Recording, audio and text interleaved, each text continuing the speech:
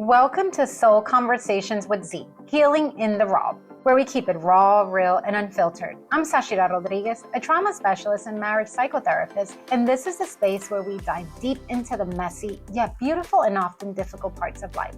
Here we challenge ourselves to face our fears and dig deeper into self-discovery. I'm no newbie. I've navigated many rocky roads and consider myself a recovered traumaholic. Life hasn't been easy, but I truly believe that everything happens for a cause greater than ourselves. Whether you're navigating with grief or grappling with trauma, healing from attachment injuries, or working on your marriage, we're here to unpack it all. No sugarcoating, just honest conversations about the struggles we face and the growth that comes from them. You matter, you are loved, even before your existence, and you're created to do great things. So grab a seat, my friend, take a long, deep breath, and let's get real together. So let's begin. All right, welcome. I'm so excited to have you guys here today. Excited to be here. Yeah, so we have some visitors today. We have a lot of visitors today, actually.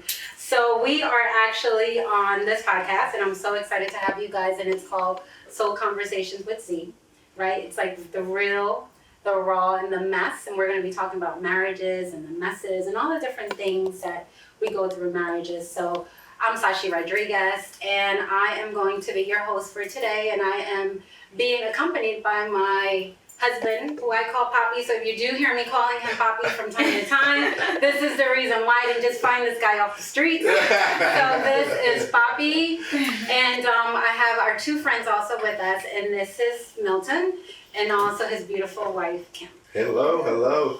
Yeah, so why don't you guys tell us a little bit about, yourselves, how long you've been married, so we could just get to know you. Well, we met in high school. My senior year, Okay. her junior year, Mm-hmm. and I saw her in the hallway. Oh.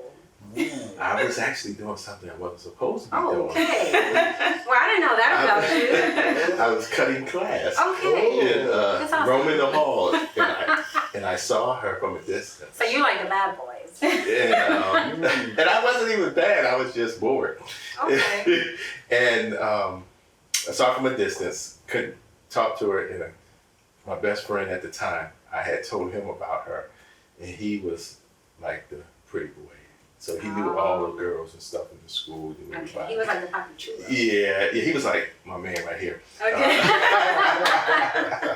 And so, we was trying to figure out who she was and asking, and we ended up going on a Black History school trip, Black History Month.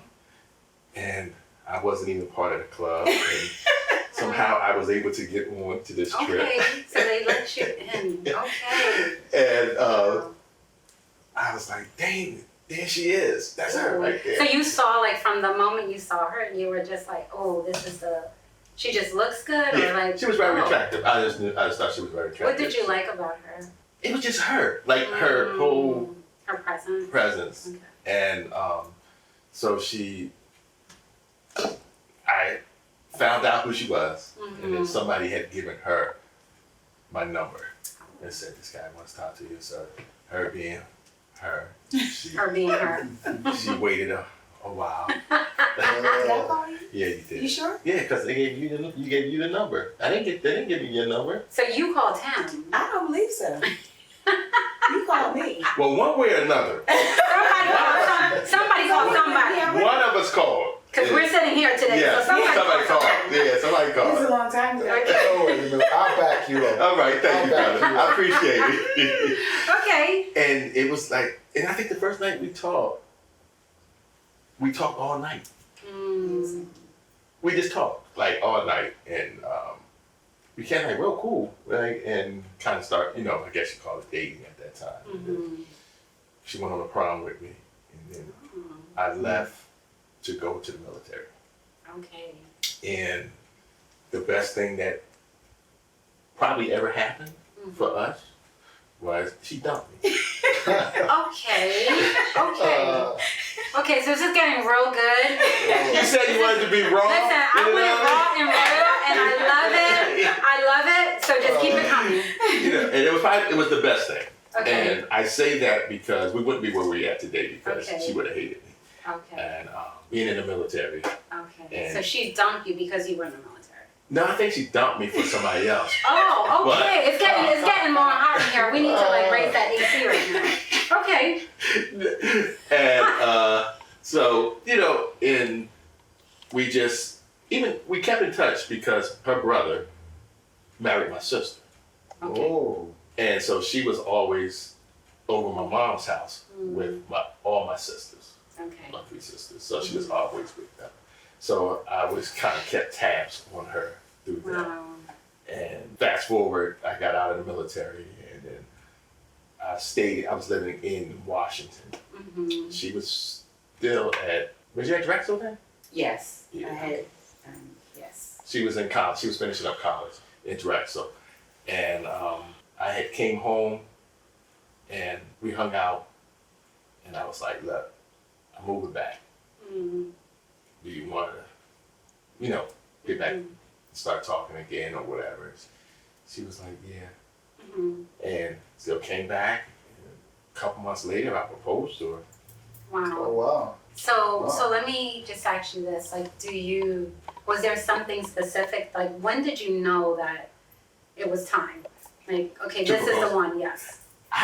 Honestly, I knew she was the one when I was in the military. She was who I was going to marry. Right? She was just different. Mm. She was just different than everybody I was meeting Yes. and had met. Okay.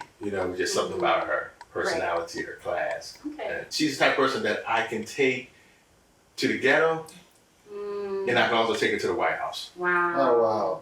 Wow. So she's adaptable. Yes. Wow. And that's so important Yes. in marriages. So for us, we met 34 years ago? 34 years ago. 34 years. Yeah. 34 years. So do you want to tell them a little bit about how we met? Sure. Look at that big smile. We got Yeah, it's my turn now. Talk to me, baby. I remember that it was with a friend of mine, and we always used to be together. And she used to live in Florida. And when she came, my friend said to me, hey, my girlfriend's cousin, she came, she's from Panama. Hey, she looks nice. So I'm like, oh, okay, let's go. Let's go. So when I got there, it was probably like 11 o'clock, 11:30. Now, New York is the, city don't sleep. So when I got there, I guess Francisco's cousin, right? His girlfriend, she came out and she was all over, like on top of you, I think. And you came out. But the thing is that when she came out, she has the royals in her head, and she had the little knight that I liked. That was the one that had the Mickey Mouse. PJs. My Mickey Mouse PJs, my Minnie Mouse PJs. So now when she comes, she just showed her face up like that. She said, good night, nice meeting you. And she left. I'm like, what? So let me explain this. Let me explain the reason why I did what I did. So I'm a girl from my house. I'm not used to men coming at no house at 11 p.m. at night to come introduce themselves, right? So he was supposed to come earlier and he didn't get there because it's the city that never sleeps. So he got there at 11 something at night. So my cousin comes in and she's like, Sashi, wake up. He's here. And I'm like, who's here? And she's like, Tony. I was like, uh-huh. And she's like, go get ready. And she leaves. I was like, this woman has got to be crazy. Why am I going to go change? So I went out in my little Minnie Mouse green PJs with my rollers. And I said, hello, Sashida. He said his name and I left. So he was very upset. But that was how we actually initially met. And life is just so interesting because afterwards, like, we became friends and everything else. But for me, that was just like so inappropriate for someone to come at 11 o'clock at night to talk to about, like, we're going to sit down and have a conversation. And I was like, a conversation? But like you were explaining, Milton, like with us also, then afterwards when we did get to know each other, we spoke a lot on the phone. And I know nowadays we don't really speak on the phone, right? But we spoke on the phone for many hours. And, we were just friends at the beginning. So I guess I want to ask you this, Kim. Like, was marriage what you expected it to be? The only thing that I knew from marriage is what I saw from my parents, and that wasn't necessarily the best marriage. They ended up getting divorced, so. When that happened, I was kind of very taken aback, and I said I was never getting married. Really? I did. Wow. But again, because he kind of not wore me down in a sense, but because we were friends at that point, and I was always able to talk to him. I knew how he felt with his mom. I knew how he, loved his mom, and I didn't think that he would ever treat me poorly because I knew how he felt about his mother. Like, you could tell, how he respected his mom, and that I thought that anyone, because that was one thing. Like, my mom and dad, they didn't necessarily work out in terms of their marriage, but I know how my dad was with his mother, and I knew that from that angle, I figured, I could trust him. And so there was something about I had a conversation with God, and I said, I was never getting married, and is this? So you have to show me. And how many years did you say that you've been married now? So we've been, in December, it'll be 30 years that we've been married. Wow. We've known each other since 1988. How many years is that? Since 1980. Wow. 1988. I'm sorry. 88. Yeah, Okay. 1988. All right. So let's switch gears a little bit, and let's just talk a little bit about like stats and when I was doing research for this specific podcast, it was saying that divorce rates, that they are actually going down. Okay. Yes. But think about that for a second. It's going down, but there's a reason why it's declining. Are people getting married? There you go.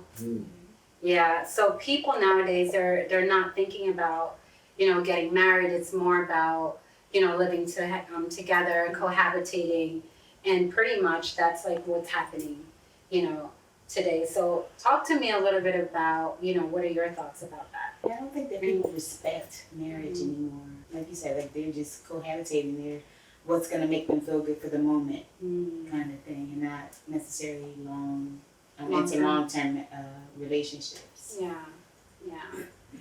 Anything that I think that, No, I just need his phone because you might have to. Yeah, go ahead. Okay, I'm sorry. Anything I think that the devil plans and to destroy God's plan, he uses it to manipulate people. And first it was to the point of let's just live together and see if we work out before we get married. And then he found out that divorce rate was still just as high as the other scenarios. So now it's more or less, the divorce rate's so high, why should we get married?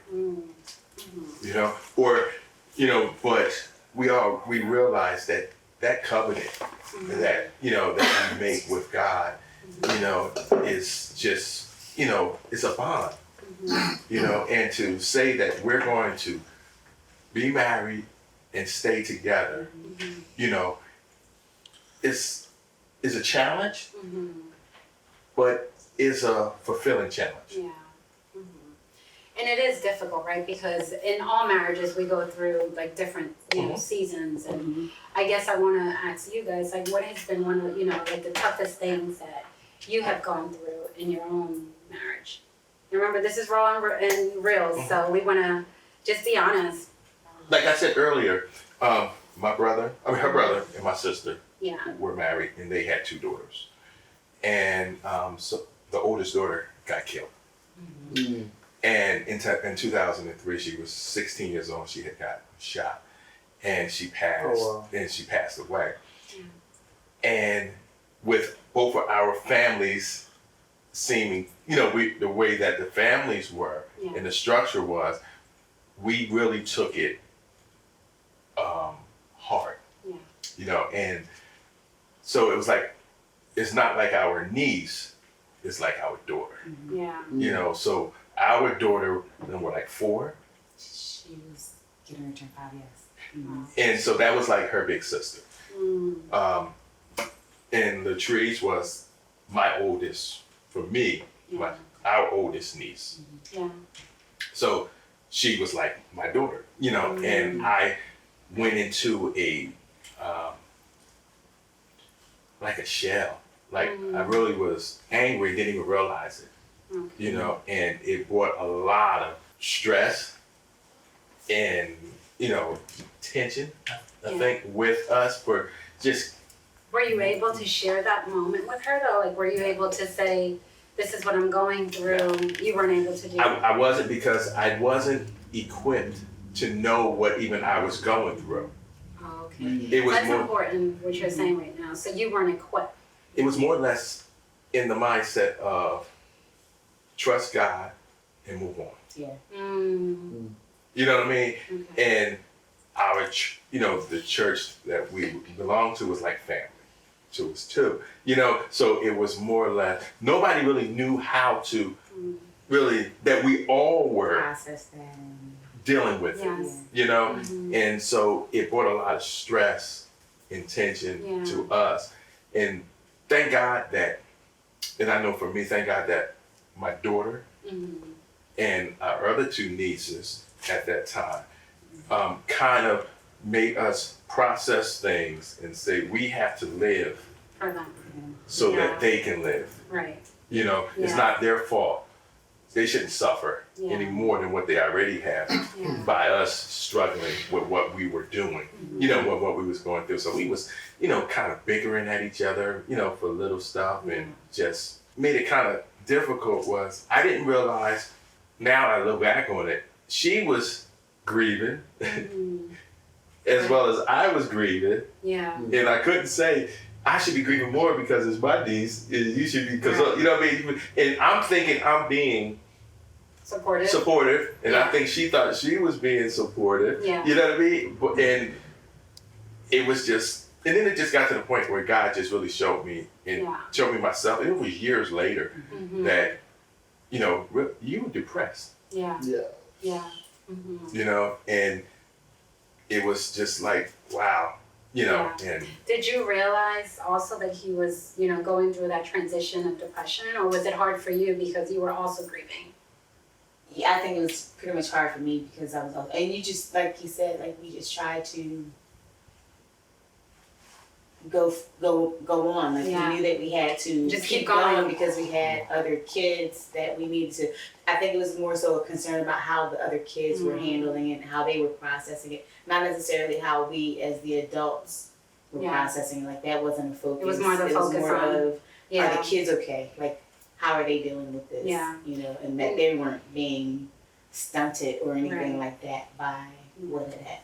And normally when, you know, families face those type of tragedies, it is difficult, right? Because you're trying to process through the grief yourself, and then you're trying to also, I guess, be that support, right? And in spouses, we could definitely sense, you know, the tension, and we've shared, you know, with each other, with you guys, in terms of our own personal, you know, walk with grief. And I don't know, do you want to share a little bit about how that was for us during that time? Because that was one of the most challenging moments that we've had, you know, losing our son and then having to continue to do life and being in ministry and everything else. So I don't know if you want to share a little bit about Yeah, that. I'll share a little part. I mean, because everybody be different.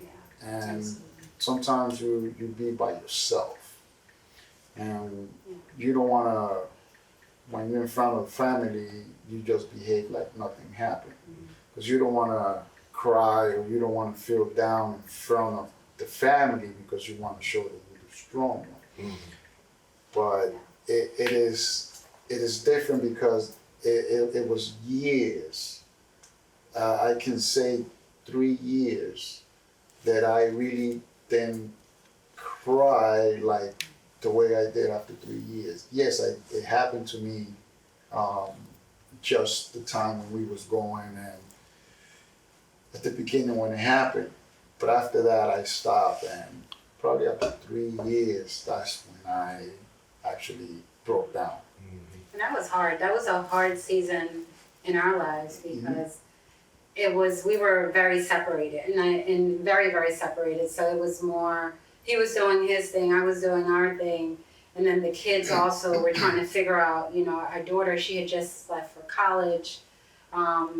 our son Mickey, our youngest, he had just graduated from high school. So that was tough for him because the moment that he was supposed to be just so in his prime, you know, he ended up just thinking about it, you know. And it was hard because we could not be the parents for him. And for us as a couple, that just kind of separated. That I think that was the very first time in my life that I said, that's it, I can't do this anymore. Because it was very, very hard to have to still be a mom, still be a wife, still do have all these different roles and not knowing, kind of like what you were saying, how do I continue to do life without having my oldest son here? And there was no one really, you know, to actually like help us through that process. And we did have maybe like one of our pastors that he was able to help us out a little bit, but it was a very difficult season in our lives. And if it wasn't for our church community, we would not be here today, because there was a mentor at our church, and she, thank God, like she's just such a blessing in our lives, and she was able to minister to us, to talk to us, and everything else. But that's the reason why when we talk about marriages and child loss, that's also something else. And definitely we'll have maybe like an episode where we can, you know, debrief that a little bit more. But it was really, really a difficult, you know, season. And then how do you repair after something so tragic like that goes through, you know, your household, right? And I would say that it felt like someone walking in and taking our home and like shaking it upside down and saying, okay, now you guys fix it, right? But how do you really repair? So for you guys, like, what did you find helpful, you know, to repair that relationship? I think basically just really leaning on the Lord, like both of us having a strong faith, and that's the only way that we could get through, you know, those rough periods. Did you ever question it though? Did you ever question like your faith at that point? Not my faith. Yeah. Maybe each other. Like, well, what you doing here? Times, at times it's this like, guy. well, if I don't make you happy, like, you know, out. There's the door. There's no need to be miserable. Misery loves company, but there's no need to be miserable. We don't need that. So what made you not walk away? Again, the Lord, just, you know, leaning on my commitment to the vows that I made, and, you know, asking the Lord to help us. Milton's over here smiling. He's like, yeah. To help us. I honestly never processed or thought about walking away. Yeah. You know? So that was never an option for you. Because I knew, I've always, one of my things that I've always, when I got married, was I've always knew somebody was looking at me. I'm the oldest cousin. My sister's old. I'm the oldest male cousin in my family. We really never had any, I guess, really positive male role models, especially family-wise. Yes. Right? And I knew my cousins, younger cousins, were looking at me. And now, even today, this far later, they're saying to me, thank you. Wow. You know, that, you know, you showed us that it is possible. Okay. You know, and that marriage is possible. And really just being a positive figure. Always with my wife. They never see me with another woman.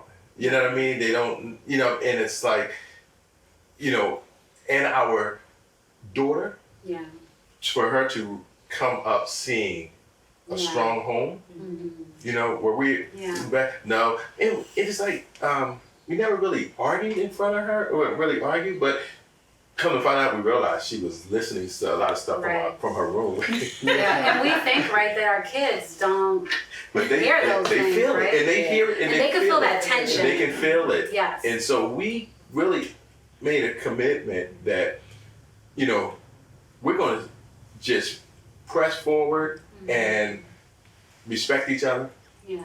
You know, that's huge. And love on each other, you know, and really see how, if we separated, what will it do to the whole community? Yeah. And just as a That's clarification, huge. that was never an option for me either. It was just Right. like there has always not always, there has of course been times where you're like, you know, because you go through seasons. You go through dry seasons, you go through seasons where it's like, oh my gosh, like what in the world is going on? Like, am I not making you happy? Like you never seem happy. But it's just You're again, miserable. So right, why exactly. keep this going? right. But Yeah. it was not an option to like I never saw a point where we felt like we were at an impasse or that we felt like you know, we didn't love each other or that there was this, you know, irreconcilable differences type of thing. Right, No, it's yeah. never been like that. Thank God. Yeah.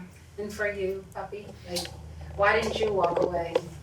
Well, I didn't walk away because, I mean, to me, I just look back and I see, like I always said, God, wife, children, because God just lend them to us. And then they have to go one day, and after they go, then you're there, and then I can't say, okay, now you second now. No, God, wife, children, And I then struggled with stress. that. As a mom, to be honest with you, in all true transparency, Oh yeah. I think moms struggle a little bit with that order. I could definitely say that I struggle with that order because when he would say that, I would get so mad at him. Because he would say like, you come first, and I was in my mind, I'm like, no, my kids come first. Yeah, so I struggled with We that just recently, a lot. several years ago, really The order. came to grips with that Yes. order because even with that, knowing that in the mindset, it's still, our mindset was always our daughter. Yeah, And I it's like think the it's focus because- is like that. When they're younger, Yeah. you're all they know and they depend on you. Like, Yes. you can take care of yourself. I had to take care of her. Like Yeah. she's my priority. I'm making sure that she's okay, before, but I think the behavior as is we- different, right? Like as far as like they need the attention at that moment, so all your focus is on the kids. So it's hard sometimes to really grasp that idea that at the end of the day, it still has to be that order. And it's hard, right? Because sometimes like even as females, right, we're quick to be like, no, don't talk to the child like that, or don't say that, and why'd you speak to them? And just going back to what we were just talking about as far as like the walking away piece, I think that was the time that for me, it was, I think it's time to call it quits, and to get to the point that I was literally verbally saying it, that was like really, really difficult. But in my heart, I felt that I still love him, but we were just not getting along. And there was, it was like we were fighting against grief. Something invisible that we're not even able to, it's not even tangible. So we're fighting against grief. And all I could say is I thank God that we had such a strong community, because even through that time, even with my own faith, I didn't lose my faith, but I was very, very hurt, with God, to the point that I didn't even want to pray or anything.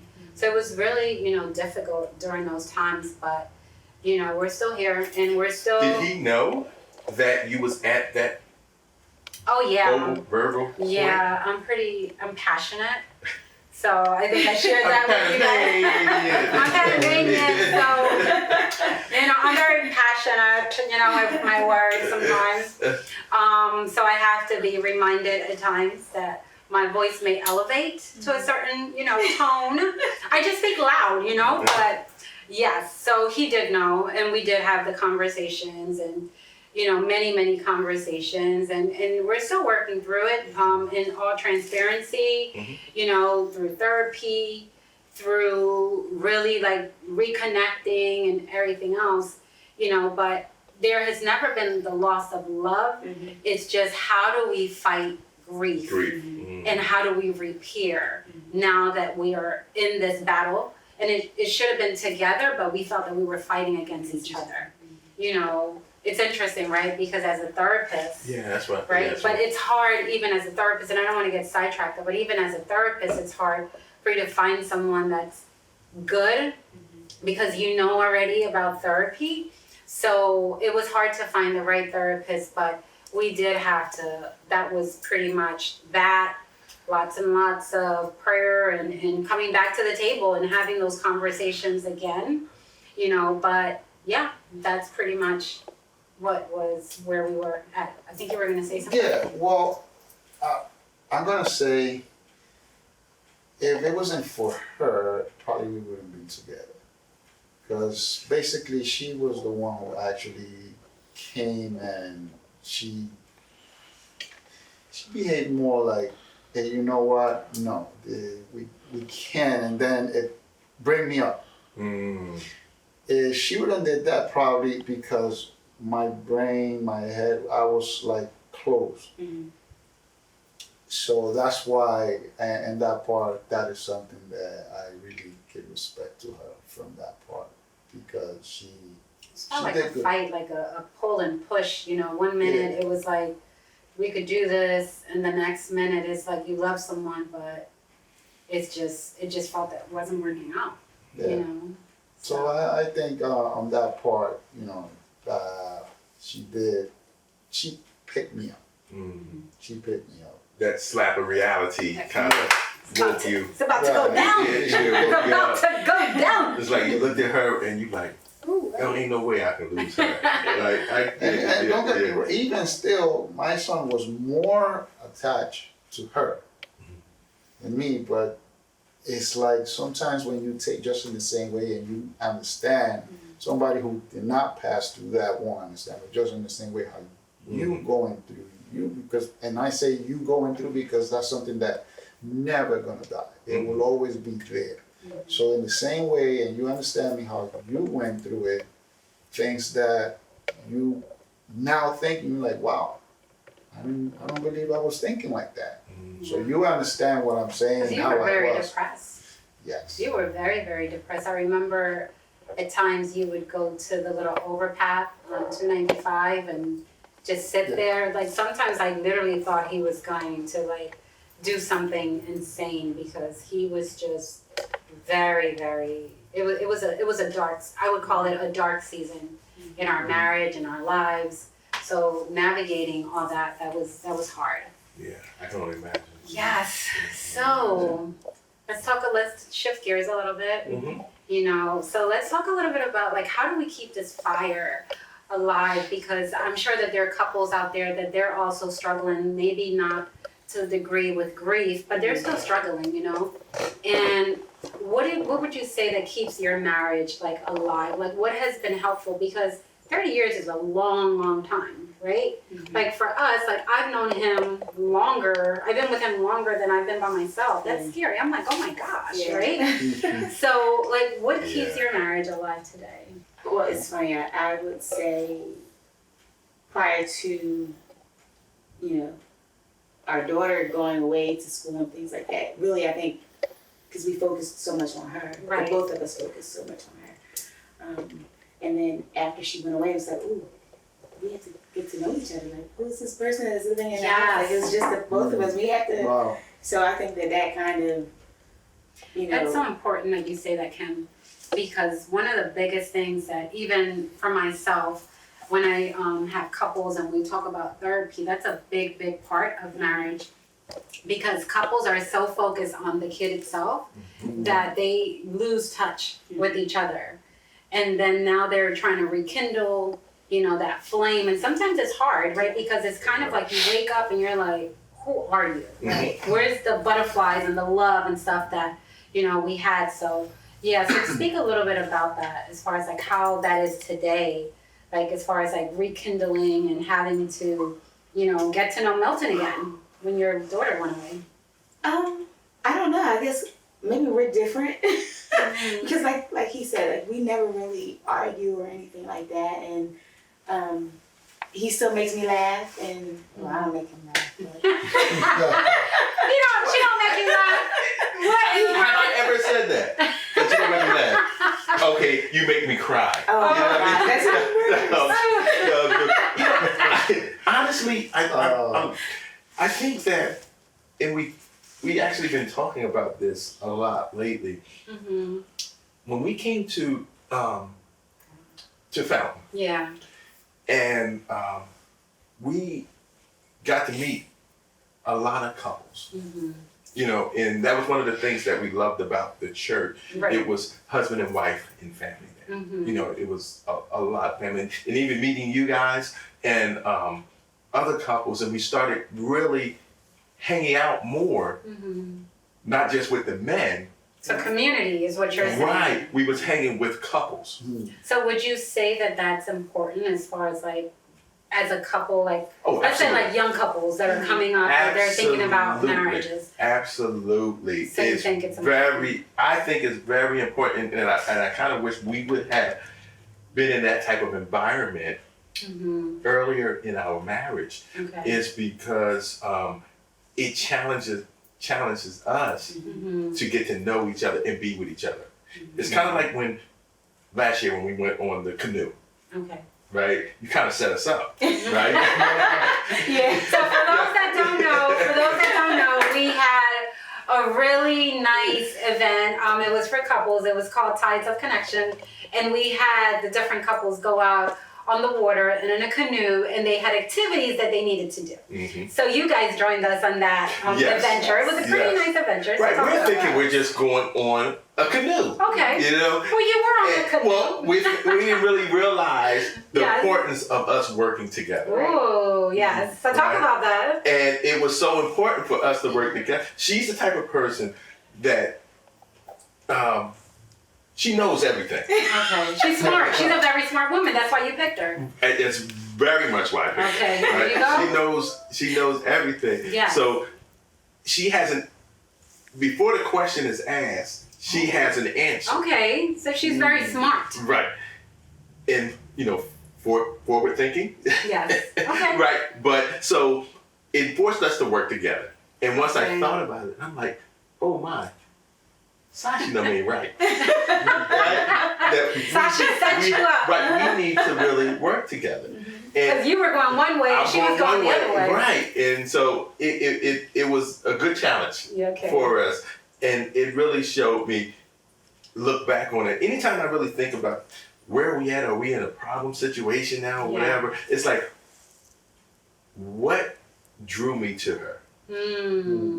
Wow. Right? What drew me to her? So you have to, so what it sounds like you're saying is that when you are going through those conflicts and those moments of conflict, it's important to go back Yes. to the purpose of what actually brought you guys together. Absolutely. That's what, pretty Yes. much what you're saying, right? Yes. I mean, do you want to add anything else to that, puppy? I mean, I will say that on that part, you know, when I'm going to use the same thing with the community, Mm-hmm. you know, I was learning too. I was learning too because you don't stop learning. Mm-hmm. Yeah, we should all So be you So- should, right? yeah. Mm-hmm. So I was learning that I was helping her. Why do you say you, what about me helping you? When we were on the Yeah, but I mean, you was the one who was talking. So since Well, you that's was true. talking, That's I true. was kind of holding everything, trying to Yeah. make sure that, Yeah, especially trying to until he flipped over. trying to make a okay. little show there, Yeah. just flipping For around. those listening, yes, for those listening, yes, it was a very adventurous. And you just stood there and looked at it. Oh. I was shocked. I was like, what is happening right now? Like, did he just fall and flip over this canoe in the water? And it was Kim's Yes. fault. Because Kim went to hold on the canoe. He went to grab Yes. our canoe because Kim was You're using screaming. this. And Yeah, she wanted to hold he on to lost the canoe. it. That was absolutely funny. I was just making a play so everybody could laugh about Yeah, it. right. You did competition And the thing is, tremendously. and the thing is, I was worried more about the phone. phone. My Yes, you phone. did.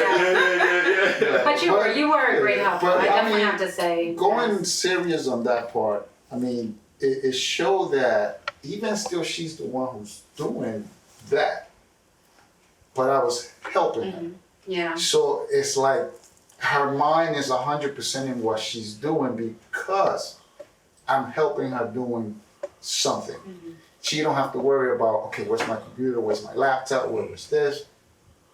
Because I was the one who was helping her with that. So even, believe it or not, that is something us as men, when we do little things like that, Yeah. are things that touch them. Yes. You know, make them feel something. So I feel that that is something good when you work together.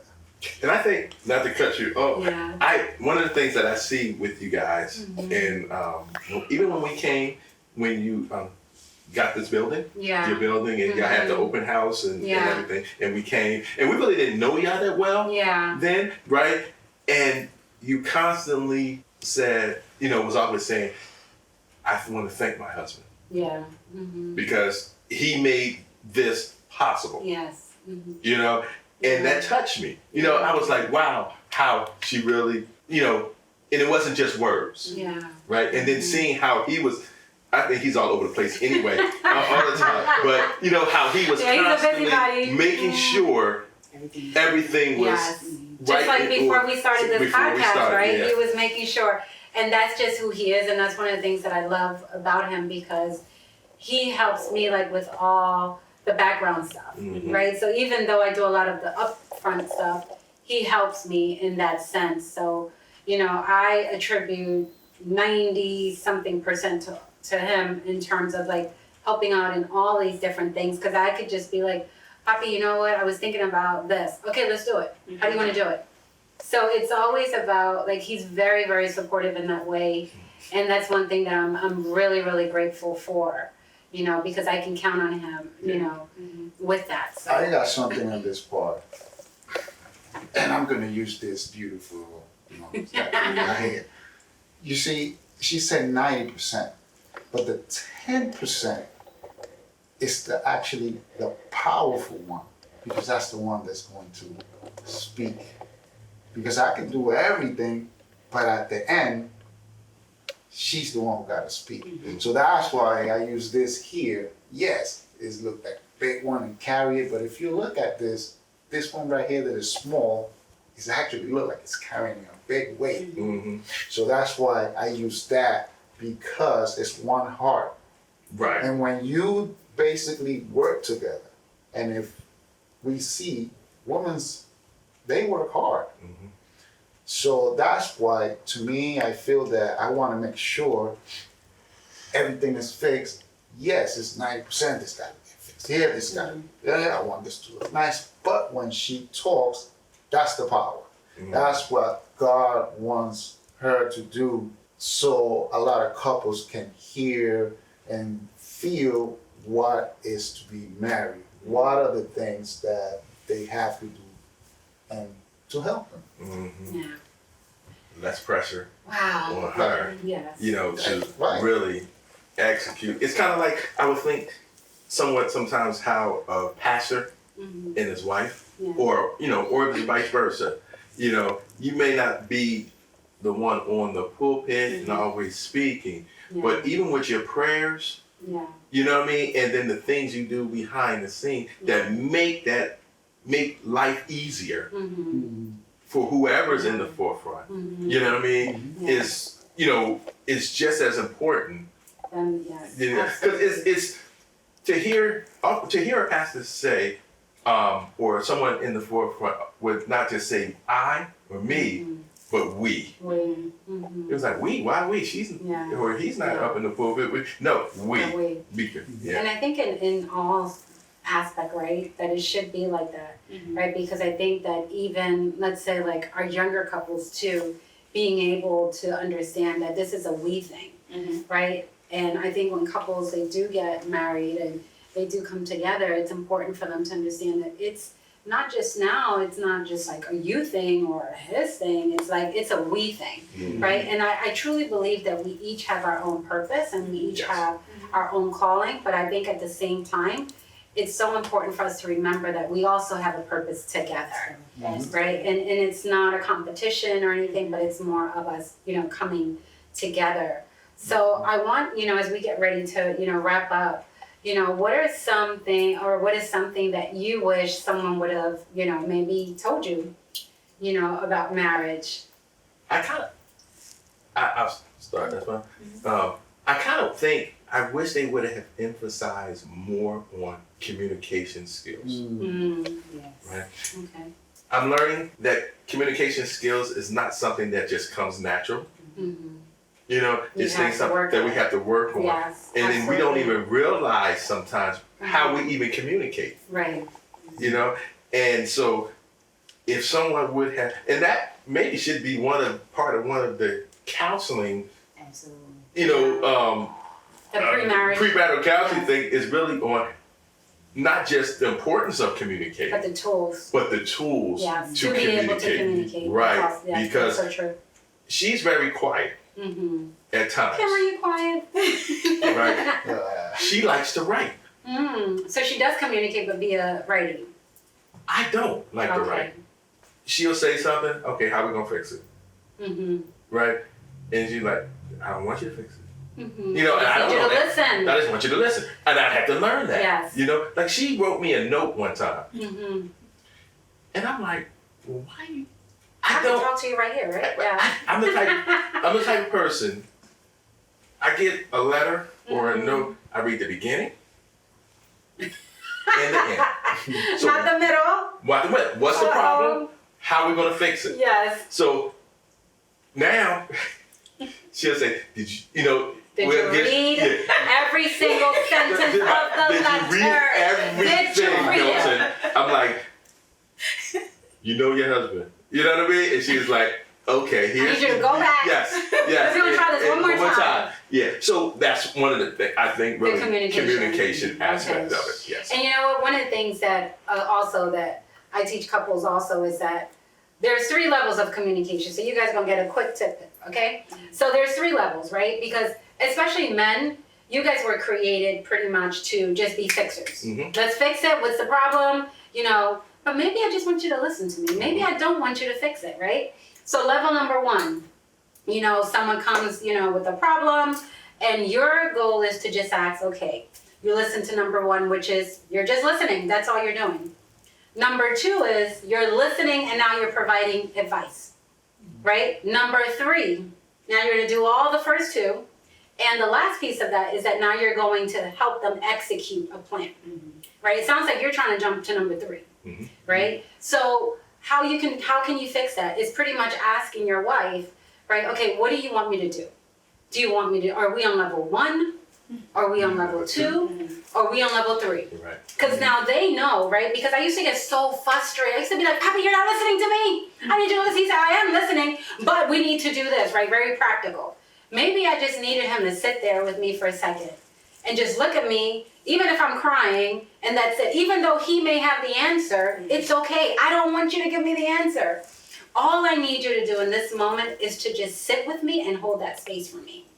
And that was very helpful. So even today, he'll ask me, you know, if we'll have a conversation or something. Just last week we had a situation and he's like, so do you want me to listen? Do you want me to, you know, you just want me to just, you know, listen here? Do you want me to give you some advice? Or do you want me to help you fix it with all that? You know, and I was like, I just want you to listen. That's it. Nothing And you don't else. have a problem? No, because I don't want to hear him tell me how to fix it.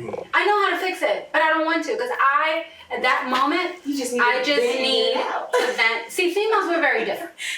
We're very, very different, okay? We just need to just, like, if you call your girlfriend and you tell them something like that, they'll be like, girl, let me just tell you this. What about this? What about, and can you believe, and we'll just go on like for a whole hour. You guys just want to come and fix it. We know that it needs to be fixed. We understand that, but at that moment, I just need you to hold this emotional space for me and you being okay with that. And men have a hard time connecting with their emotions. So I would definitely, you know, whoever's listening to this podcast, you know, one thing that I have to say is that especially for the men out there, it's so important for you to be able to hold that space and be able to ask the question because that takes vulnerability, right? Because I get it. You know, you guys were created to fix the garden and all that stuff from the beginning, but all we need you to do is just sit and hold that emotional space. So and then if we ask you to fix it, there you go. Then fix it. Yep. Like what part of that did it say I need you to fix it? No, right? Because it's a waste of time. With all that, you know, let's just go from A to Z. We don't need the in between. But we need the fluff, though. We need the fluff, right? We need to know that you're understanding me. That, you know, like for example, I'll give you a perfect example. Like let's just say you buy a dress, right? And you may ask like your husband, like, oh, how does it look? Oh, it looks good, you know. And you're like, you're waiting and waiting, and you're waiting, and you're like, mm-hmm. No, it looks nice. Like, what are you gonna wear it with? Like, that's it. So, but if I call my sister, she's gonna be like, oh, what color is the dress? Okay, send me a picture of it. And it's like, what are you gonna wear it with? Like, where are you going? And how does it fit? Okay, send a picture, turn around. Like, so we're going into details, right? And then he's like, okay. Oh, yeah, it looks nice. So I get it. Like, yes, you guys don't have time to waste, okay? We don't have time to waste either. However, for us, it's just so important. I think emotional space, if there's anything that anyone walks away with today, I think it's the emotional space. Like, we need that emotional space. And I want to go back to that question that I had asked, like, what is one thing that, you know, I wish that I was told? I wish I was told that, you know, we each come with our own individual story to the relationship, right? And for me, I came with a lot of trauma.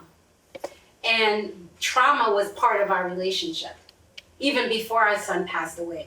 So that trauma involved with also his background, that all was all mixed in together. And, you know, I wrote a blog before that said, I'm in a threesome, and I didn't know about it. I didn't know.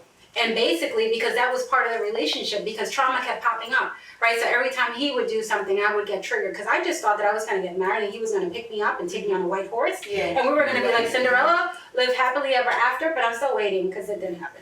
Okay? However, when you think about trauma, trauma comes into the relationship, and many of us do not know how to handle it. And if we're not equipped, like how you were saying from the beginning, that's going to be very difficult. So I do believe that even couples that are thinking about getting married today, you know, when they do go maybe and see a pre-marriage counselor, that should be something that should be talked about in terms of your history, because your history is your identity, and that's coming into that space, and you're going to be living with that.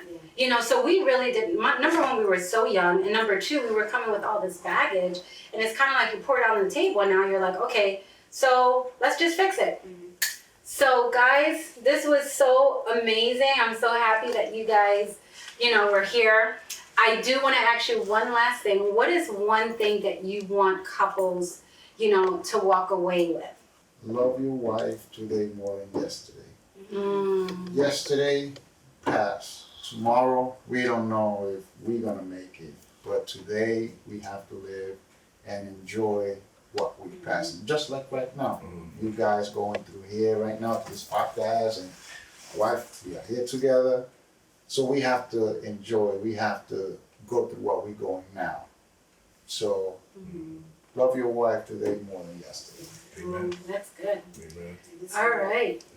I could say, you know, to young couples or people getting married, or young couples or even older couples, you're not the only one going through what your situation that you are in. Yes. And that you can come out of it, you know.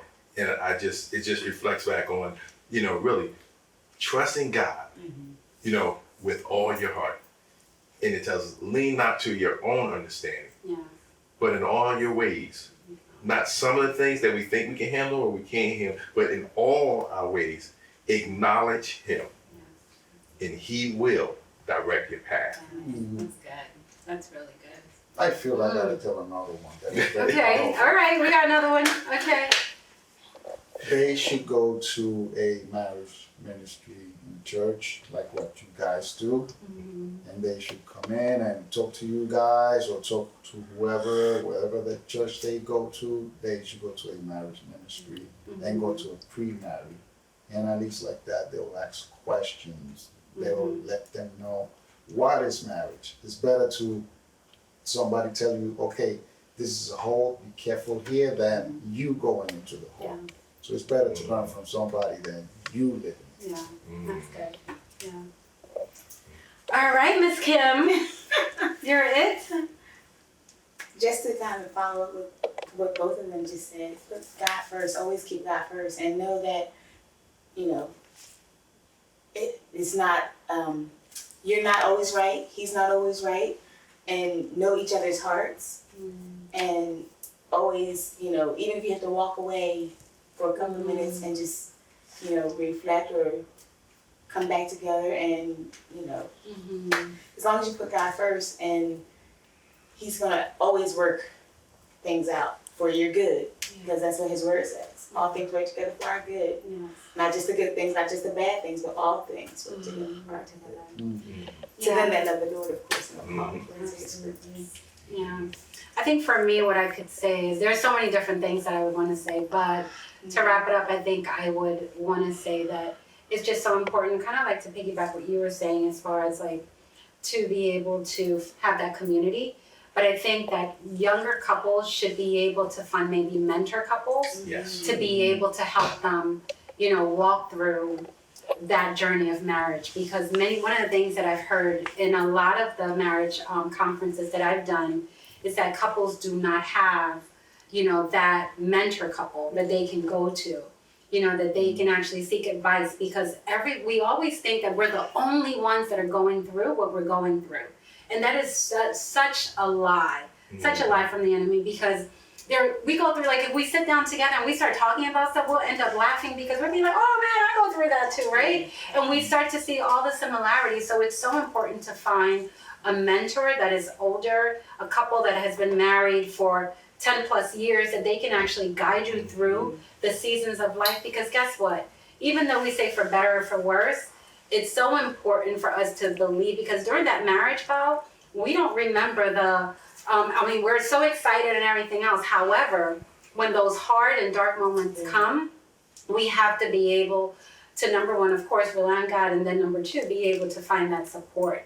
So that is it for us, guys. Thank you again so much for being part of this great Thank you for having us. podcast. Absolutely. I hope you guys will come back for another one. You ain't gonna invite us. I want to invite you guys. I think It was too boring. no, I think we will. But again, this is Zachyra Rodriguez with Soul Conversations with Z, and we look forward for you guys joining us in the next one. Have a good one.